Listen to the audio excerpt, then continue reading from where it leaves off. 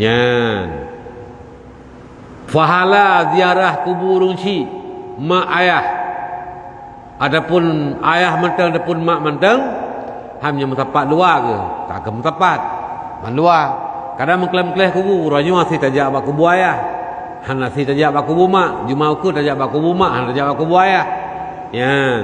Jadi so yang ziarah kubur dua ibu bapa, adapun salah seorang kedua-duanya pada hari Jumaat, maka Allah berikan pahala kepadanya, pahala naik haji ke Baitullah. Baik buah-buah ziarah kubur unci. Nyen kah. Jadi raya tat pahala ziarah kubur dua ibu bapa lebih-lebih pada hari Jumaat. Ya, jadi urau Jumaat so yang ziarah kubur urau Jumaat merempak ngen roh. Walaupun hana dah kalan, enggak nyendir kalan kita yang.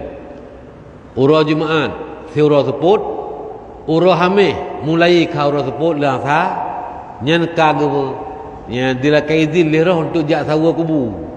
Tempat kanyan. Sampai Sabtu hari Sabtu itu si kaloro. Jadi minta ziarah kubur urau Jumaat insya-Allah merempak ngen arwah ngeroh. Ya, ban. Ka. Nyan ziarah mentel nukunya. Ya, ni kalau nak baca Yasin ini kalau ilam. Baca Yasin, baca doa, baca Quran ini kan. Ya.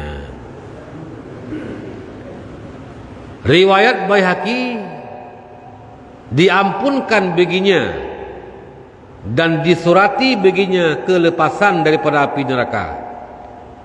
Menyeurung ziarah kubur ba'urah Jumaat, dua ibu bapa ke ziarah ba'urah Jumaat. Riwayat Abu Naim, Allah gebi fahala mengerjakan haji. Menyebar riwayat Baihaqi, so yang ziarah kubur dua ibu bapa pada hari Jumaat, Allah ampunkan dosanya dan getulih li malaikat atas perintah Allah urungian gepelepah ba'apu neraka. Yan ka.